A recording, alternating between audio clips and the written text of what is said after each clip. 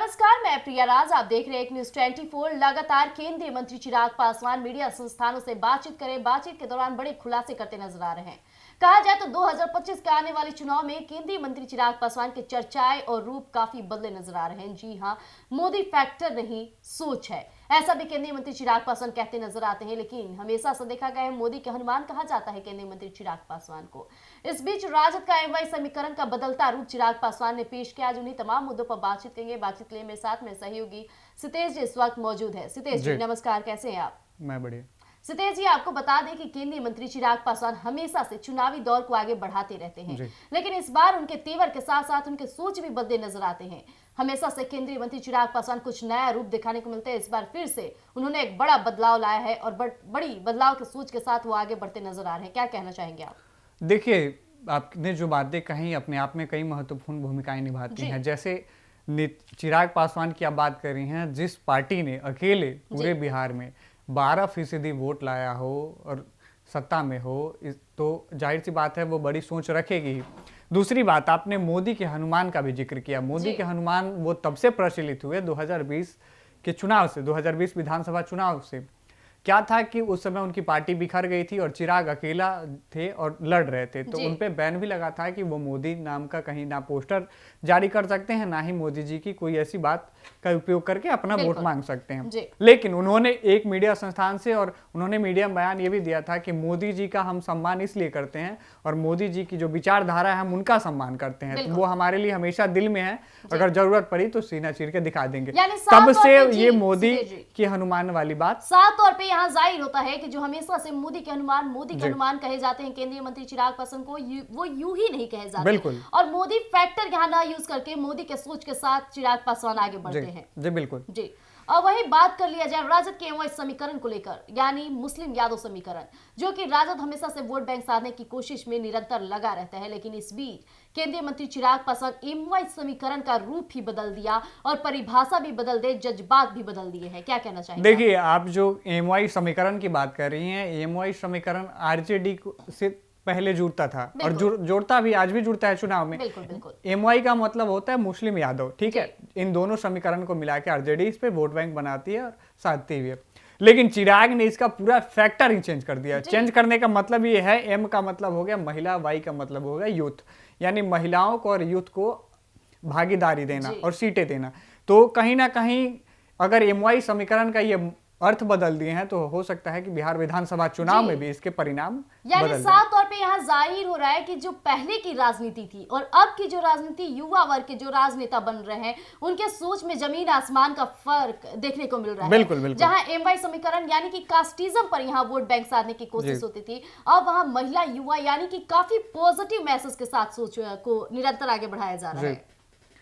तो आपको जी बिल्कुल। देखिए, जो पार्टी अकेले कहा जाता है कि चिराग पासवान पूरे बिहार का 6% वोट लेकर चलते हैं, तो जाहिर सी बात है अगर इतनी अच्छी जनसंख्या और इतने अच्छे बहुमत को एक साथ अगर लेकर चल रहे हैं तो। हालांकि चिराग पासवान की पार्टी में 2 महिला सांसद भी हैं, जिसकी तारीफें हमेशा से चिराग पासवान करते नजर आते हैं।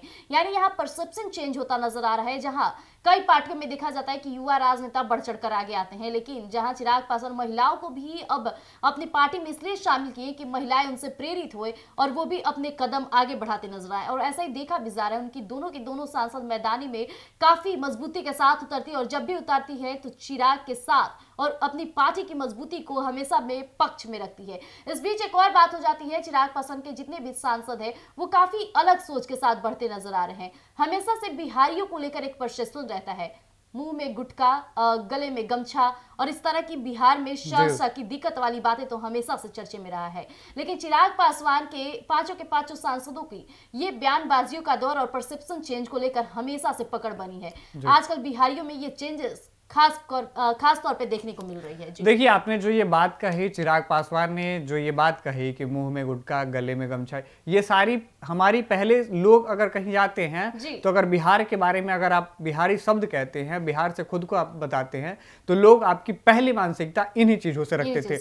लेकिन चिराग पासवान की पार्टी ने और चिराग पासवान के जो सांसद हैं उन लोगों ने इसका पूरा परसेप्शन चेंज किया, बिहार का मतलब बताया, श और श का जो फर्क है उसे भी लोगों को झुटलाया कि नहीं, हम चेंजेस हैं। बिहार वो राज्य है जहां चाणक्य हुए, बिहार वो राज्य है जहां सबसे बड़ी यूनिवर्सिटी रही, नालंदा विश्वविद्यालय की बात कर रहे जी। हैं, बिहार वो जगह है जहां से सर्वप्रथम डॉक्टर राजेंद्र प्रसाद की भूमि रही। जी। तो इन तमाम चीजों और बाकी युवाओं को और महिलाओं को भी उन्होंने राजनीति में हिस्सा दिया। और जी। आपने एक बात कही कि महिलाओं को उन्होंने सीट दी, तो मोदी जी के वो सोच को लेकर चलते हैं और मोदी जी की हमेशा से सोच रहती है कि महिला सशक्तिकरण पे बढ़ावा दिया जाए। तो जाहिर सी बात है, महिला सशक्तिकरण को अगर मजबूत करने की बात की जाती है तो उसमें महिलाओं की हिस्सेदारी तो होना तय है।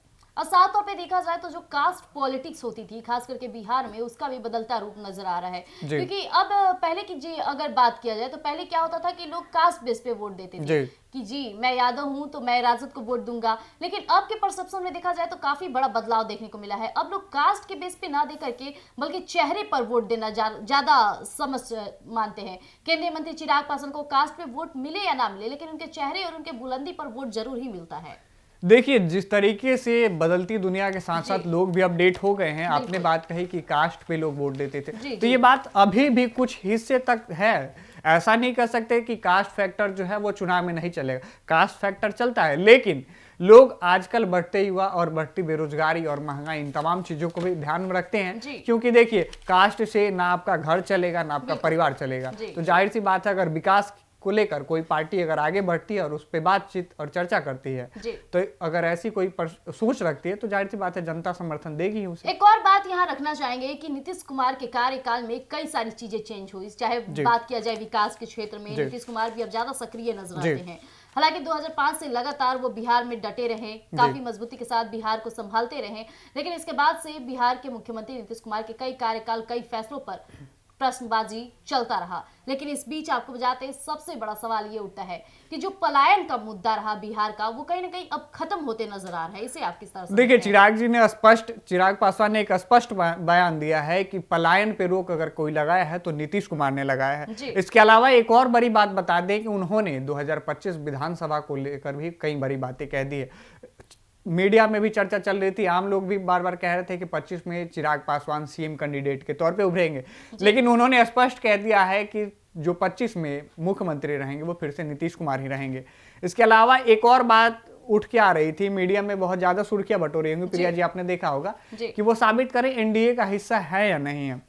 तो एनडीए वाले बयान पे भी चिराग पासवान ने एक बयान दिया है। उन्होंने ये भी स्पष्ट कर दिया कि जब तक मोदी जी देश के प्रधानमंत्री रहेंगे तब तक हम उनकी पार्टी के साथ रहेंगे और वैसी विचारधारा अगर उनकी रही तो हम आगे भी रहेंगे। उन्होंने स्पष्टीकरण दिया है, साफ तौर पे यहाँ स्पष्टीकरण देते नजर आ रहे हैं केंद्रीय मंत्री चिराग पासवान। लेकिन यहाँ बात आ जाती है, जिस तरह से आपने बिहार के मुख्यमंत्री नीतीश कुमार की बातें की, तो मुख्यमंत्री नीतीश कुमार के शासनकाल में कई ऐसी चीजें हुए हैं जो वाकई बिहारियों के लिए और हमारे राज्य के लिए काफी खुशी की बात है। चाहे बिहार के विकास में बात किया जाए तो नीतीश कुमार पहले के तुलना में देखा जाए तो बिहार अपराध मुक्त भी होते नजर आ रहा है। क्योंकि लगातार बिहार में बड़े बड़े प्रशासन का आना और ये साबित करना कि चीजों को काफी बारीकी से जांच पड़ताल की जा रही है। और इस पे कई बार लालू प्रसाद यादव की पार्टी की तरफ से ऐसे घिनौने भी कार्य करते नजर आ जाते हैं, जिसके बाद फिर से प्रश्नबाजी का दौर शुरू हो जाता है और बिहार के विकास पर बड़ा सवाल खड़ा हो जाता है। लेकिन इस बीच केंद्रीय मंत्री चिराग पासवान ये भी कहते नजर आ रहे हैं कि बिहार के विकास में अपना योगदान निरंतर आगे बढ़ाएंगे। जी देखिए, चिराग पासवान ने एक ये भी बयान दिया है एक मीडिया एजेंसी को कि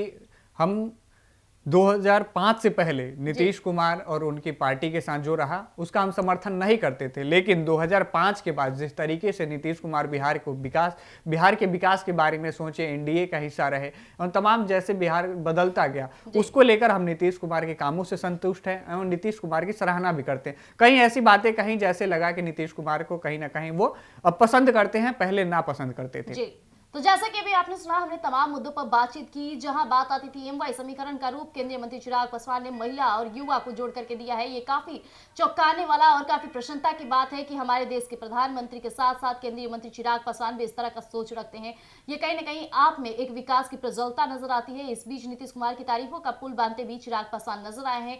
नीतीश कुमार के कार्यकाल में कई ऐसे कार्य हुए जो बिहार के विकास में अपना योगदान दिखाते हैं। इस बीच कहा जाए तो एमवाई समीकरण के साथ साथ कई बड़ी पार्टियों का भी दल को लेकर के चिराग पासवान की एक अलग सोच नजर आई है।